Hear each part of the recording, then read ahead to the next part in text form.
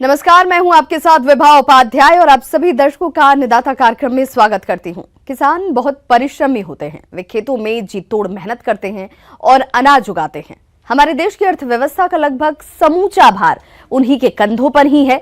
ऐसे ही भारतीय किसानों को खेती बाड़ी से जुड़ी हुई बहुत सी नई, रोचक और लाभकारी जानकारियां देने के लिए हर रोज सुबह हम आपके साथ आते हैं। तो चलिए, कार्यक्रम शुरू करने से पहले देखते हैं क्या है आज के अन्नदाता में।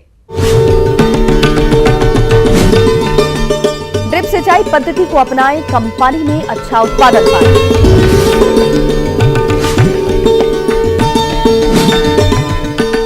मछली सह बत्तख पालन है लाभकारी व्यवसाय।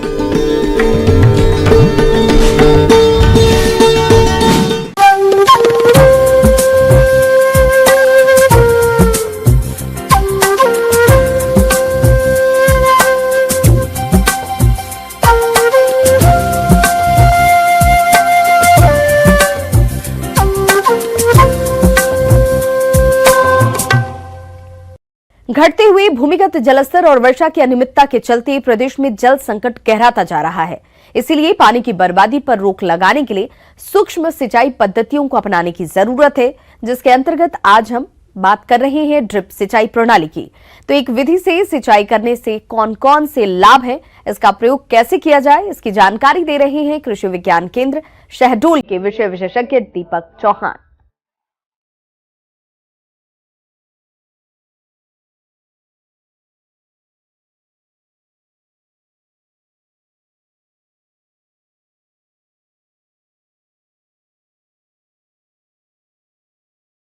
जैसा कि हम आज चर्चा करना चाहेंगे कि दिन प्रतिदिन पानी की कमी हो रही है और चाहे हम पीने के उसमें उपयोग करें या खेती में उपयोग करें, वहाँ पे पानी की उपलब्धता कम हो रही है। सिंचाई में जो आधुनिक विधि है अपनी, और सबसे सुलभ विधि है टपक सिंचाई विधि, जिसको हम ड्रिप इरिगेशन सिस्टम बोलते हैं। इसके बारे में हम आज चर्चा करेंगे। बूंद बूंद या ड्रिप सिंचाई प्रणाली, यह एक ऐसी सिंचाई पद्धति है जिसमें पौधों की आवश्यकता अनुसार पानी बूंद बूंद करके पौधों के पास दिया जाता है। इस विधि से सिंचाई करने पर पानी की 50 से 70% तक की बचत के साथ ही मजदूरी की भी बचत होती है। न्यायोचित जल प्रबंध से भूमि में वायु एवं जल का सही अनुपात होने से पौधे स्वस्थ रहते हैं। बूंद बूंद विधि रेतीली और खारी जमीन पर खारे पानी के लिए भी अनुकूल है। उसके बाद में आता है कि सिंचाई पद्धति से जो फायदा होता है कि जो बूंद बूंद करके टपकता है तो सिर्फ पौधों की जड़ों के पास में जाता है, तो वहाँ पे सिर्फ खरपतवार उसकी जड़ के पास में थोड़े बहुत होते हैं, अतिरिक्त बहा के पानी नहीं जाता है, तो खरपतवार की समस्या कम से कम रहती है। जो खरपतवार अगर कम से कम होगा तो उससे हमारे रोग भी कम आएंगे। खरपतवार निकालने के लिए भी हमको जो मजदूर ज़्यादा लगते हैं, तो वो मजदूरों की भी एक कमी आएगी कि हम अपना जो है कि लागत हम किस प्रकार से हम कम कर सकते हैं। तो पानी की भी हमारी लागत कम हो गई और हमारी मजदूरों की भी लागत हमारी कम हो गई है। फिर आता है कि इसमें हम जो हमारे घुलनशील वाले खाद है, हम इसके द्वारा टपक के द्वारा हम सीधे पौधों की जड़ के पास में देंगे। तो क्या होता है कि जो खाद और पानी की उपयोग क्षमता है इस सिंचाई में ज़्यादा से ज़्यादा हो जाती है। जब हम बहा के पानी देते हैं तो रोग क्या होता है कि एक फसल से दूसरी फसल में चले जाता है। तो वो क्या है कि बूंद बूंद करके जब पानी टपकेगा तो रोग ग्रसित पौधा सिर्फ एक ही जगह रहेगा और उसमें हम आसानी से उसका नियंत्रण भी कर सकते हैं, चाहे हम दवाइयों से करें या किसी और जो जैविक या रासायनिक से, इनसे हम बूंद बूंद करके अगर देंगे तो वो सीधे पौधों की जड़ के पास में करके उसका रोग नियंत्रण कर सकते हैं। ये एक चीज फायदेमंद इस सिंचाई में है। जड़ क्षेत्र निरंतर तर रहने के कारण दीमक की संभावना कम हो जाती है और खरपतवारों को पनपने का मौका नहीं मिलता। लवणीय तथा ऊंची नीची भूमि में बिना समतल किए समान मात्रा में सिंचाई संभव हो जाती है। इस विधि द्वारा सिंचाई करने से भूमिगत जल का स्तर नीचे रखकर भूमि को सेम से बचाया जा सकता है। ड्रिप इरिगेशन में टपक सिंचाई पद्धति में क्या क्या चीज़ें होती है, कौन सी चीज़ कहाँ पे लगी रहती है, इसके बारे में हम आपसे चर्चा करते हैं। कि सबसे पहले मुख्यतः ये रहता है कि पंपिंग यूनिट रहती है, हेड यूनिट जिसको बोलते हैं, उसमें पंप सेट आ जाता है। फिर उसके बाद में आता है कि एक जो कुछ वॉल लगे रहते हैं हमारे, जैसे नॉन रिटर्निंग वॉल लगा रहता है, एक बाईपास वॉल लगा रहता है, एक वेंचुरी रहती है, ये हम लगाएंगे। मेन लाइन हमारी मुख्यतः रहती है कि फिर उसके बाद में आता है सब मेन लाइन, उप मुख्य लाइन आती है। फिर आता है हमारा उप मुख्य लाइन के बाद में लेटरल आती है। फिर इसके बाद में आता है हमारा कि एक ड्रिपर आता है, जहाँ से कि वो ड्रिपर लेटरल में लगे रहते हैं और वहाँ से बूंद बूंद करके पानी टपकता है। तो ड्रिपर किसान भाइयों को बताऊंगा कि दो प्रकार के रहते हैं, एक ऑनलाइन रहता है, एक इनलाइन रहता है। तो जो सब्जी भाजी की खेती कर रहे हैं वो किसान भाई इनलाइन का उपयोग करते हैं, कि जो कि कंपनी से बना बना उसके अंदर आता है, उसमें हम ऊपर से कोई छेद नहीं करते। फिर आता है कि जो उद्यानिकी की फसलों के बारे में करते हैं, जो भी अगर वृक्षारोपण कर रहे हैं उसमें अगर हम सिंचाई के लिए ड्रिप सिंचाई अपनाएंगे तो वहाँ पे हम ऑनलाइन का उपयोग करेंगे। वहाँ पे कि हमको किस पौधे के लिए कितनी मात्रा में हमको पानी की आवश्यकता है, उसके हिसाब से हम उसको ड्रिपर लगाएंगे। बागवानी फसलों में पौधों की प्रत्येक पंक्ति के साथ एक शाखा लाइन तथा कम दूरी वाली फसलों में 2 पंक्तियों के मध्य एक शाखा लाइन बिछाई जाती है। पौधों की सिंचाई के लिए प्रत्येक पौधे के पास शाखा में ड्रिपर लगा दिए जाते हैं। ड्रिप सिंचाई के लिए मुख्यतः मोनो ब्लॉक पंप इस्तेमाल किए जाते हैं। पानी की अधिक मात्रा में आवश्यकता होने पर अथवा जल स्तर गहरा होने पर बड़े पंप की आवश्यकता होती है। आपसे बात करना चाहेंगे कि इस प्रणाली में इसकी देखभाल भी एक महत्वपूर्ण है। इस प्रणाली में जो प्रेशर की एक बात है कि दाब हमारा इस प्रणाली में कितना होना चाहिए, तो वो दाब के लिए हमारे जो पाइप भी रहते हैं वो उन पे लिखा भी रहता है कि कितने प्रेशर का ज़्यादा से ज़्यादा वो झेल सकता है। क्योंकि क्या होगा, प्रेशर ज़्यादा बढ़ेगा तो कहीं से न कहीं से पाइप फटेगा, लीकेज हो की समस्या आएगी, तो वो प्रेशर को मेंटेन करना बहुत ज़रूरी है। अगर कहीं पे पाइप थोड़ा सा फट रहा है तो हम उसको अनदेखा ना करें। तो जहाँ पे लीकेज हो रहा है, जहाँ पे कहीं पाइप फूट रहा है, तो उसको हम उसी वक्त उस समस्या का हल वहीं पे करें, उसको उस लीकेज को वहीं पे बंद कर दें। जब भी चालू करें हम प्रतिदिन ये हम देखें कि हमारे ड्रिपर में पानी सही से आ रहा है, यानी किस ड्रिपर में पानी कम आ रहा है, ये हम देखते रहे। इस प्रणाली में जब हम ये खाद और उर्वरक दें तो हम इसको खोल के 5-10 मिनट चला के अच्छा पानी जब तक नहीं आए तब तक हम चलाते रहें और फिर वापस से इनको बंद कर देंगे।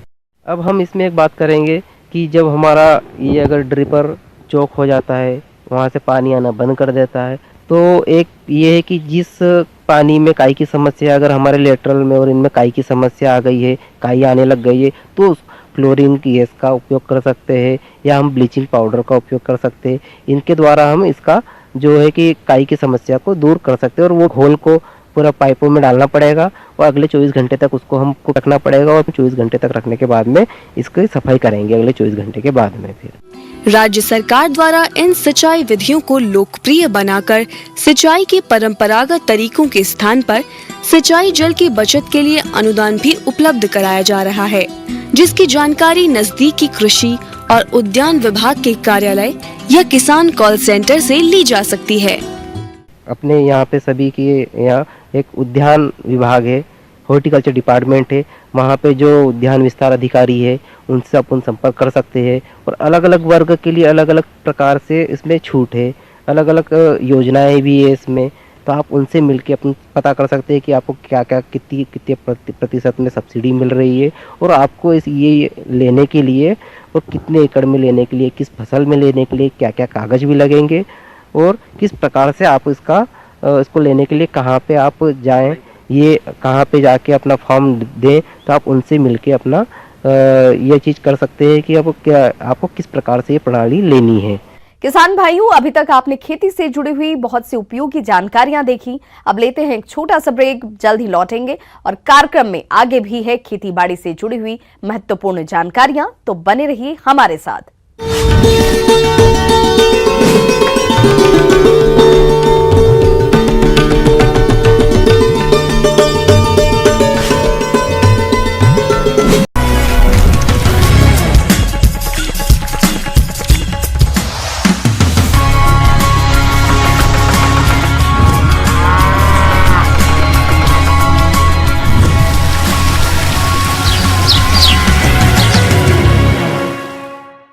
ब्रेक के बाद अब सभी दर्शकों का एक बार फिर से अन्नदाता में स्वागत है। चलिए अब रुक करते हैं अगली कड़ी की ओर।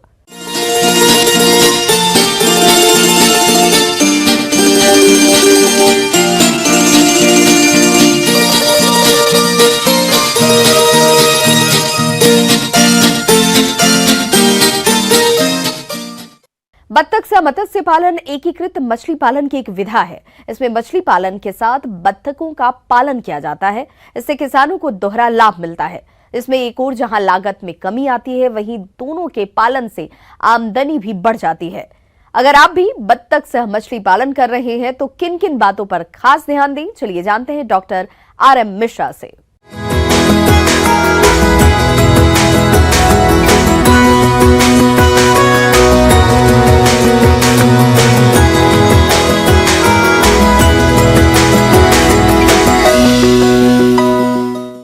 किसान भाइयों, जहाँ पे खेती वर्षा आधारित है एवं यहाँ के खेती समेकित कृषि की तरफ हमारे परंपरागत तरीके से हम खेती करते आए हैं, इसको व्यावसायिक रूप देने के लिए किस प्रकार आप बत्तख पालन को अपना सकते हैं एवं बत्तख के साथ साथ खेती एवं अन्य जो समेकित कृषि के अवयव हैं उनको अपनाकर आप व्यवसायी बन सकते हैं, उस पर मैं चर्चा करना चाहूँगा।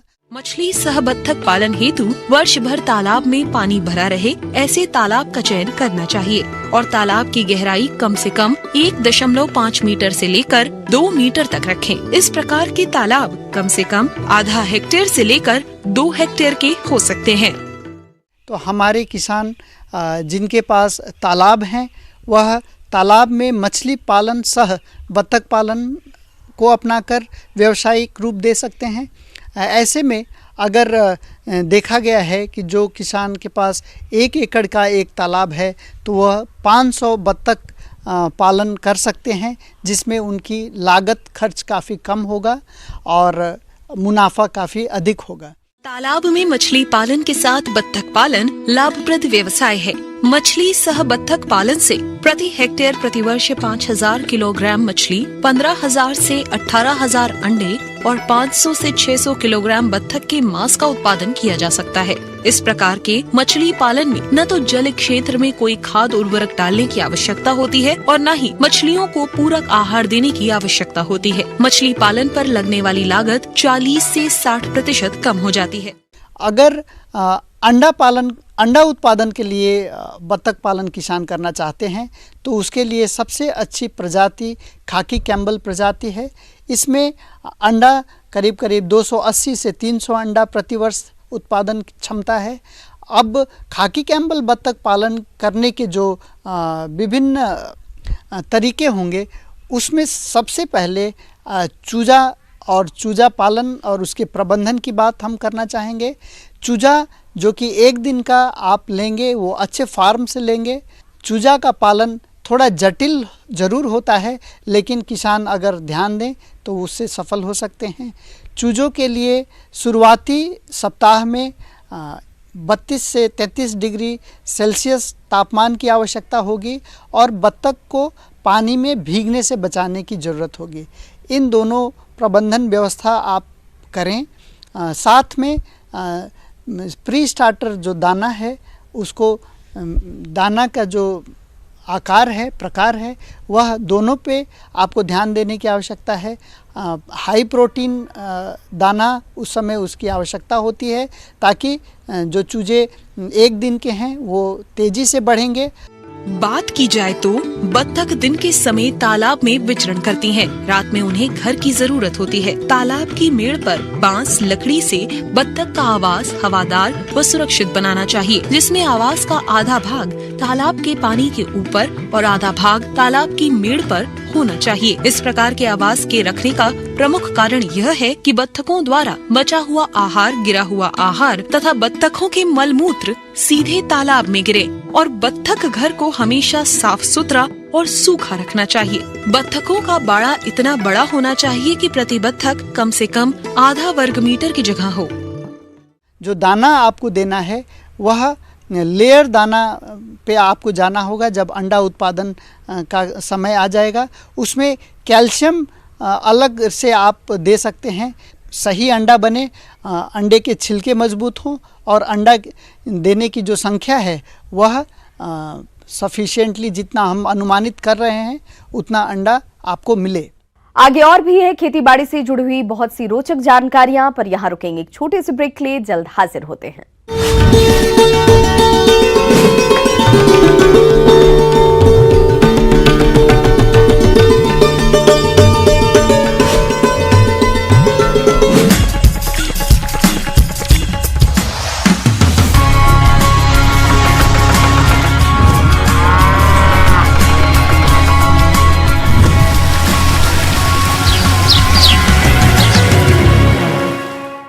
ब्रेक के बाद एक बार फिर से आप सभी दर्शकों का अन्नदाता कार्यक्रम में स्वागत करती हूं। बढ़ते हैं अगले अपनी प्रस्तुति की ओर।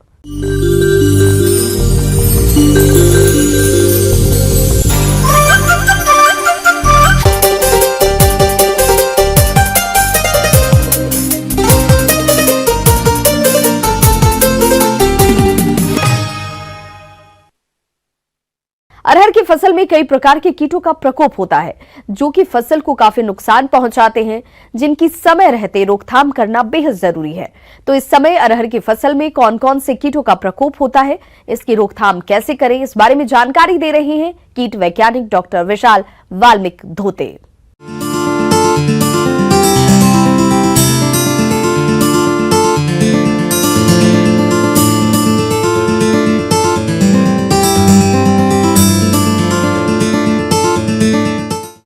आज हम देखेंगे कि अरहर के फसल में लगने वाले कीट और उनका नियंत्रण कैसे करें। सबसे पहले देखा जाए तो अरहर में दो तरीके के कीट लगते हैं, एक तो चबाकर खाने वाले और दूसरा रस चूस कर खाने वाले। अरहर की फसल पर लगभग 250 प्रकार के कीटों का प्रकोप होता है। इनमें से 1 दर्जन कीट मुख्य रूप से फसल को हानि पहुंचाते हैं। इनमें विभिन्न प्रकार के फली भेदक, दानों और फूलों के रस चूसक और फूलों को खाने वाले भृंग कीट प्रमुख हैं। अरहर का फली भेदक या फली छेदक, जिसको हम इंग्लिश में पॉट बोरर बोलते हैं, इस कीट का इल्ली फली के अंदर छेद करके खाता है, जिसके कारण जो भी बीज या जो भी अंदर फली के अंदर जो भी बीज है उसके ऊपर खाता है, जिसके कारण फली पूरी तरह भरती नहीं और हमें बहुत ज़्यादा हानि पहुंचती है। तो अब हम देखेंगे इसका नियंत्रण कैसे करें। तो सबसे पहले सभी लोग अपने अपने खेत में फेरोमोन ट्रैप का यूज़ करें, जिसके कारण हमें ये पता चल सकता है कि हमारे खेत में कितना ये कीट कितने प्रतिशत में आई है, जिसके कारण हमें फिर दवा का छिड़काव करने के लिए, कीटनाशक का छिड़काव करने के लिए महत्वपूर्ण होता है। दूसरे तरीके से हम लोग इसको नियंत्रण कर सकते हैं, तो लाइट ट्रैप भी यूज़ कर सकते हैं, जिससे हमें पता चलेगा हमारे खेत में कितने प्रतिशत इंसेक्ट आए हैं। फिर नीम ऑयल या NSKE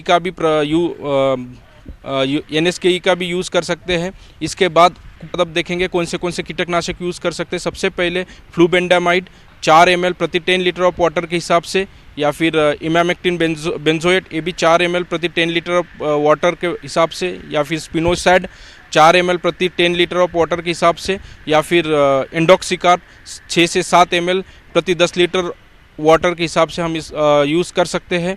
इसके बाद में दूसरा जो इम्पोर्टेंट कीट है वो है प्लूम मॉथ। इसकी भी इल्ली फली में छेद करके खाती है, जिसके कारण दाना पूरा नहीं भरता है। इसके लिए भी ऊपर पहले जैसे मैंने बताया उसी तरह दवा का छिड़काव करना अगर होगा तो फ्लूबेंडामाइड, स्पिनोसाइड, एंडोक्सिकार्प या फिर इमामेक्टिन बेंजोएट इसका यूज़ कर सकते हैं। तीसरा महत्वपूर्ण कीट है फली में छेद करने वाली मक्खी। ये मक्खी फली के अंदर अंडा देती है, जिसके कारण इसकी इल्ली निकलने के बाद तुरंत बाद बीज के अंदर फीड करना शुरू खाती है, जिसके कारण दाना पूरा नहीं भरता है और दाना सिकुड़ जाता है। इसके लिए भी हम लोग फ्लूबेंडामाइड, स्पिनोसाइड, इमामेक्टिन बेंजोएट या फिर एंडोक्सिकार्प दवा का छिड़काव कर सकते हैं। अधिक घनी फसल पर कीट प्रकोप अधिक होता है, अतः संतुति से अधिक बीज नहीं बोने चाहिए। रस चूसक कीटों के नियंत्रण हेतु खेत में जगह जगह पर पीले चिपचिपे प्रपंचों को लगाएं। 8 से 10 फेरोमोन ट्रैप प्रति हेक्टेयर की दर से लगाएं। साथ ही खेतों में 10 से 12 लाइट ट्रैप प्रति हेक्टेयर की दर से लगाएं। कीट रोधी प्रजातियों का चयन करना चाहिए। रस चूसक कीटों के लिए 0.04% मोनोक्रोटोफॉस 2 मिलीलीटर प्रति लीटर पानी में घोलकर छिड़काव करना चाहिए। इसके बाद अभी हम देखेंगे कि रस चूस कर खाने वाले कीट। इसमें सबसे पहले आता है सफ़ेद मक्खी। सफ़ेद मक्खी भी पत्ते से रस चूस कर खाती है, जिसके कारण पत्ता सिकुड़ जाता है और ये साथ साथ कुछ विषाणुजन्य रोगों को भी फैला देती है। इसके लिए सबसे अच्छा है हम येलो स्टिकी ट्रैप पीले कार्ड का यूज़ करें, जिससे हमें पता चलता है कि हमारे खेत में कीट आया है कि नहीं है। या फिर नीम ऑयल का भी प्रयोग कर सकते हैं। इसके बाद अगर दवा का छिड़काव करना है तो इमिडाक्लोप्रिड, थायमिथॉक्सैम या फिर फिप्रोनिल, ये 3 दवा का यूज़ करें। मेरा किसान भाइयों को यही अनुरोध रहेगा कि आप सिर्फ दवा का छिड़काव ना करके इंटीग्रेटेड पेस्ट मैनेजमेंट IPM प्रणाली का अवलंबन करें, ताकि आपका खर्चा कम हो जाए और आपको अच्छी फसल मिले।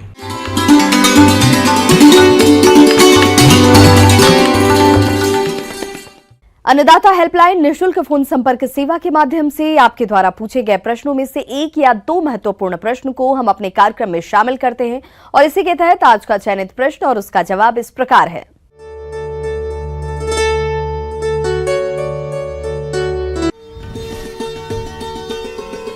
आज के निःशुल्क अन्नदाता हेल्पलाइन में जिस प्रश्न को कार्यक्रम में शामिल किया गया है उसे पूछा है गांव अर्जुनपुरा, जिला कोटा के राम रतन ने। आपने दूध की शुद्धता की पहचान पर जानकारी चाहिए है, तो राम रतन जी आपकी जानकारी के लिए प्रस्तुत है कार्यक्रम का यह अंश।